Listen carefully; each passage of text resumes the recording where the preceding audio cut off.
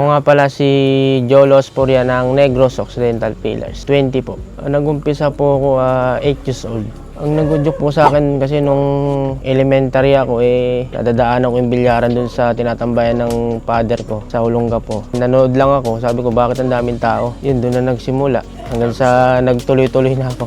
Laro lang, siyempre hindi pa ako marunong Sinasargo-sargo ko lang hanggang sa na-practice ko nung araw, nakakahulog na ako. Ang inulit-tuloy ko na. Napapanood ko si Champion Prince, sabi ko gusto kong matutunan yung mga ginagawa niya. Gumaling po ako yung mga 15 na kasi nung by 12 years old, dumayo ako na Maynila, may kasama akong player taga Mindanao. Sinubok niya ako sa Maynila hanggang sa kung sino-sino na nakalabang ko. Naglaro-laro na ako ng maniging kung sino-sino na. Kahit manalo matalo, basta mapalaro lang ako. Kung san-san na sa Ilocos, Isabela, Sultan Kudarat, Cotabato. May nagpapapunta po sa aking manager doon hanggang pupunta ako yung mabiyaya ko. Nakita ko lang kasi sa post ng sex, may tournament na junior. Pwede ako doon, sakto yung edad ko. Sumali ako, yun. Sabi ko, sasali ako dito, baka mag-champion. Baka ito na yung dreams ko na makapunta ng abroad. Ayun nga, nakachamba, nagtuloy-tuloy, naka-champion. Maganda naman po. Masarap sa pakiramdam na first time ko mag-champion. Tumaas yung kumpiyansa ko, confidence ko. Akala ko ano lang po yung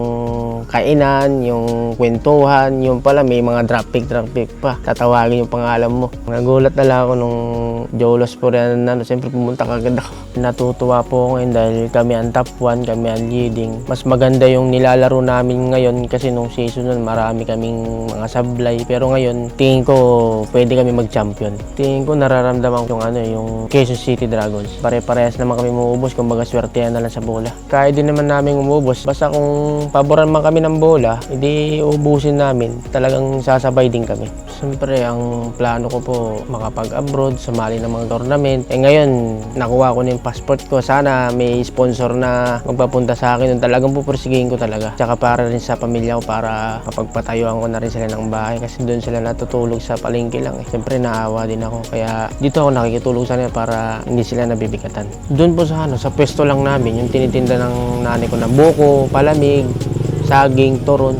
Wala naman akong ibang skill kundi bilyar Kumbaga, yun na lang ang hanap buhay ko ngayon. Habang buhay ko nang gagawin to. Sana swertein, successful sa buhay para makatulong ako sa magulang ko para hindi na sila magtinda. Siyempre, may edad na rin Magsasali ako ng tournament sa abroad. Mag-champion ako ng maraming beses. Baka yun, magagawa ko. Kailangan mag-ensayo, mag-practice palagi, tsaka magsikap para sa pamilya, para sa magulang. Ayun, sana makuha ko. Sana mabigyan ko sila ng magandang buhay. Yung mga nagtuturo sa akin dati, pinapaaralan nila ako na ituloy mo lang yung paglalaro mo, magbilyar ka lang, galingan mo lagi, basta mag-ensayo ka lang palagi, yun ang sinasabi.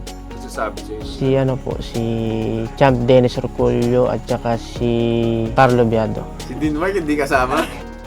Nung bata pa si Jolo, pag pumupunta ako ng Olonga po nung araw, pagka dumadayo ako ron, may dalang bag. Sasama na daw siya sa akin sa Maynila.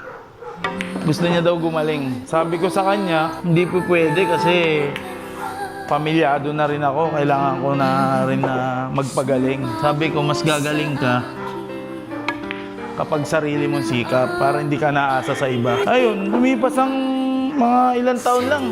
Nakita ko, ang galing na. Kalokohan mo.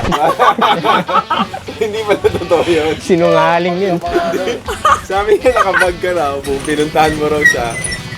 Tagal na yun. Pinipilit mo raw siyang isama ka. Mga nagiging idol ko, mga world champion. Si Dinmark. Sumasali pala ng tournament yan, di pa champion yan Pero si Dinmark, ka-close mo. Oo, close mo. Kwento ka naman kay Dinmark. Masarap naman siyang kasama, tsaka makomedyante siya pag nasa SBA kami. Kaya tawa ako ng tawa. Kaya nga bad boy ng SBA.